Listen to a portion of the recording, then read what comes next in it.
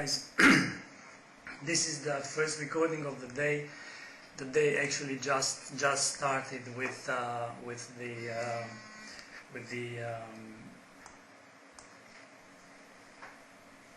London market being open something like in 1 hour, and as you can see, we are having the euro dollar 130.38, Great Britain pound US dollar 51.29, and Aussie just above 90.91. Quite a reversal for Aussie. It seems that the moves are not quite sustainable on the euro or US dollar as well, and I just have a bearish scenario on the euro Japanese yen that I would like to show it to you. You know that I was looking for new highs in the cross, but when you are trading with Elliott waves, you should take into consideration the fact that if you have another scenario, then as long as that one is valid, it should be interpreted. Now, these are the lows here. Let's mark the lows. These are the lows in the 119. These are the highs in 133.79. Now the problem with this move to the upside normally was that it has been viewed, for me at least at the beginning, as a contracting triangle like this. I don't think this is a contracting triangle. It is most likely for this to be an ending diagonal, and the ending diagonal to be 1,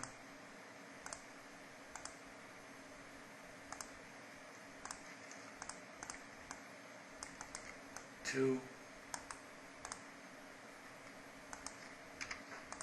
3,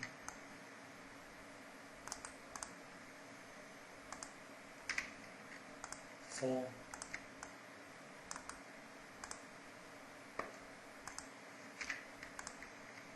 and 5. So 1, 2, 3, 4, 5 waves to the upside, and this move to be a second wave here.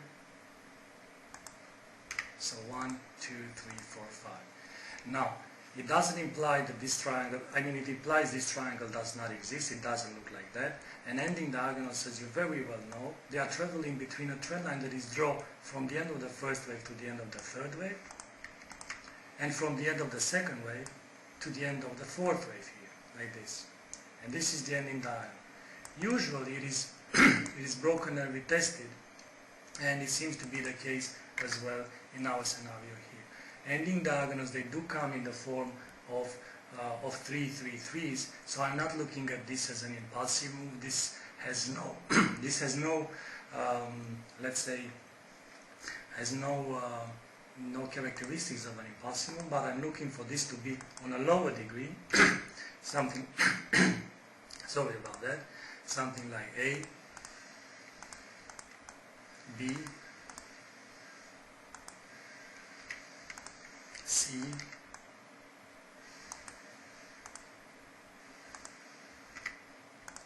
so A, B, C, then A, B, C, so 3, 3, then again for this way, this A, B, C most likely,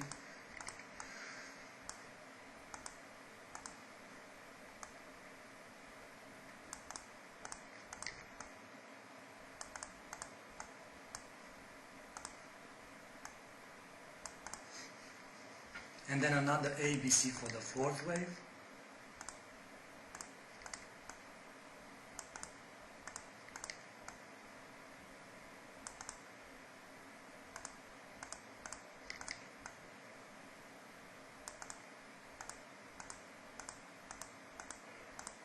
and then, what do you know, an ABC here, ABC to the upside, or something like that. Anyways, in the form of threes. So A, B, C. Good. Now, if this move is completed to the upside with 1, 2, 3, 4, 5, then basically should mean a move, I don't know, a wave of a higher degree, a fifth wave of a higher degree, let's make it 16. And that means that the move that is going to correct this one has already a wave A here,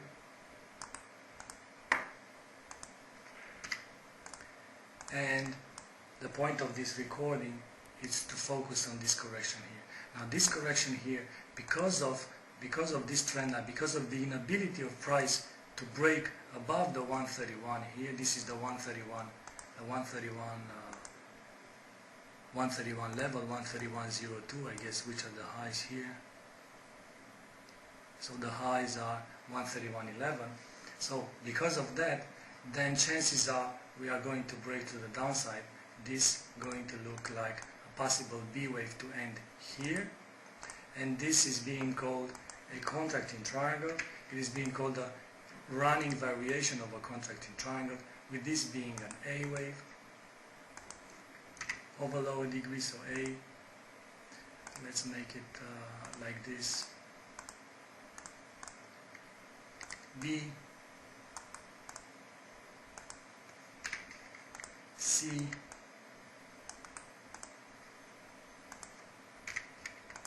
D,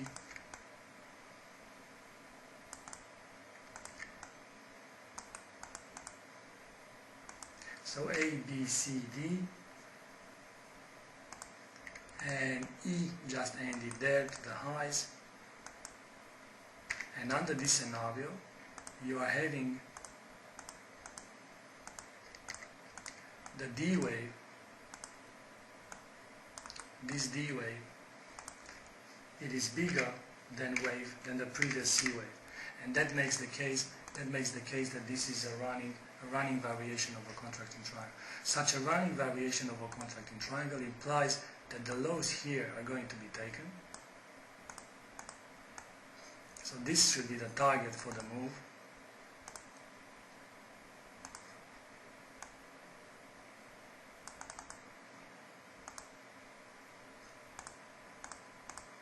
Okay, this should be the target for the move, and let's put a number on it. The lows here are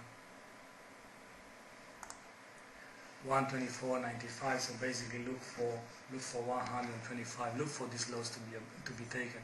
This A, B, C, D, E comes in the form of a complex correction, the end of a complex correction. This being an X wave, and then we have another A, B, C. So A, B, C, X, A, B, C, D, E. This is the entire correction pattern that ends here. Okay. Let me change the color so that we know what we are talking about. And this is,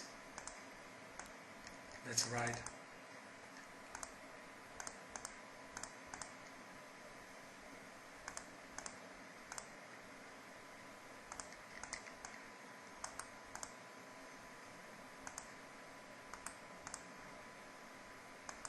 that the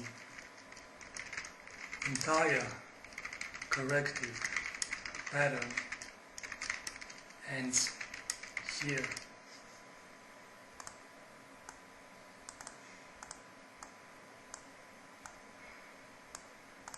Okay, now today is Friday. We had one of the most volatile weeks in a long time, even though it is summer. We're going to have the University of Michigan Consumer Confidence in the United States.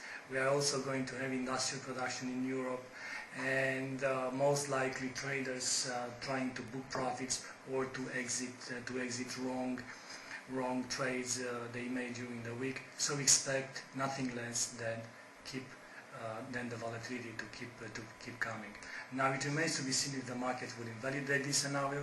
This is also a nice risk-reward ratio, because this would be 131.10. This would be our stop loss here. So this should be the stop loss. And this should be the take profit. This should be normally the first take profit. And the other scenario here, the other target, this should be the second take profit. And as you can see, the second take profit implies quite an aggressive move to the downside. So it remains to be seen. I wanted to show you this scenario, this very scenario I have on the Euro Japanese yen, as it is most likely to have such a move to the downside, both on US dollar Japanese yen and on the Euro US dollar. But then probably on the next recording I will have the next recording when the New York starts, and after or just before London will close for the day. So until then, stay safe on the markets. Bye bye.